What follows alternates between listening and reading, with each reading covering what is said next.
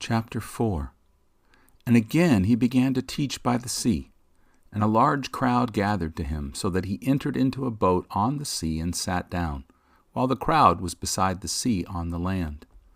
And he taught them by many parables, and said to them in his doctrine, Listen, behold, there went out a sower to sow.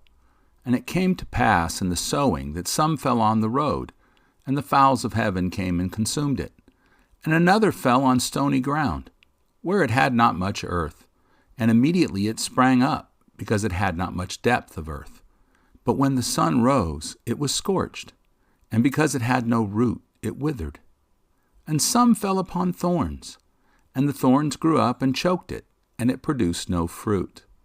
And some fell on good ground, and produced fruit that came forth and increased and brought forth, some 30, and some 60, and some 100. And he said to them, He that has ears to hear, hear. And when he was alone, the 12 that were with him asked him about the parable.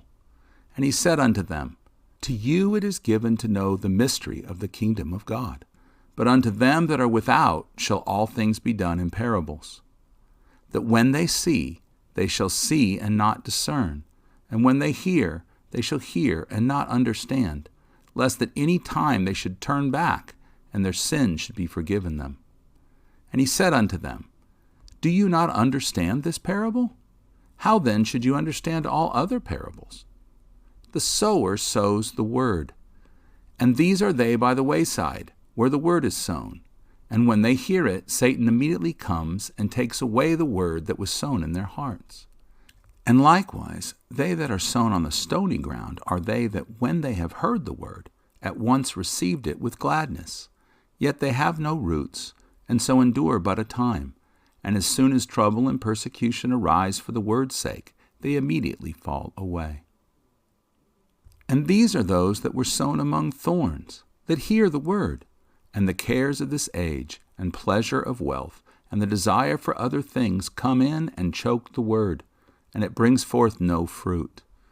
And those that were sown in the good ground are they that hear the word and receive it and bring forth fruit, some 30, some 60, some 100. And he said to them, Is a lamp brought in to be placed under a container or under a bed? No, but so that it may be set upon a lampstand. For nothing is hidden except it be revealed, nor is anything concealed, rather it shall be made visible. If anyone has ears to hear, listen. And he said to them, Consider what you hear. With what measurement you measure, it shall be measured to you, and more added to you who hear. For whoever has, more will be given to him, and he who has not, even that which he has will be taken away. And he said, The kingdom of God is as if a man should sow seed in the ground, and should sleep and rise up night and day, and the seed should spring and grow up, he knows not how, for the earth brings forth fruit of herself. First the blade, then the ears, then the full corn in the ear. And as soon as the fruit is brought forth, he thrusts in the sickle, because the harvest has come. And he said, To what shall we liken the kingdom of God? Or what kind of parable may we use for it? It is like a mustard seed that, when sown upon the earth, is the smallest of all seeds that are upon the earth. Yet when sown, grows and becomes the greatest of all herbs, and it puts forth large branches, so that the birds of heaven can nest under its shade. And with many such parables he spoke the word to them, as they were able to hear. But he did not speak to them without a parable. But when they were alone, he expounded all things to his disciples. And the same day, when the evening came, he said unto them, Let us pass over unto the other side. And they dismissed the crowd, and took him with them, as he was, in the boat. And there were also other small boats with him.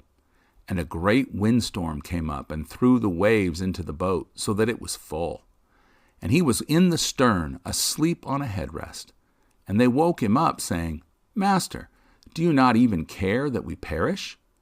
And he got up, and rebuked the wind, and said unto the sea, Be still, be silent. And the wind stopped.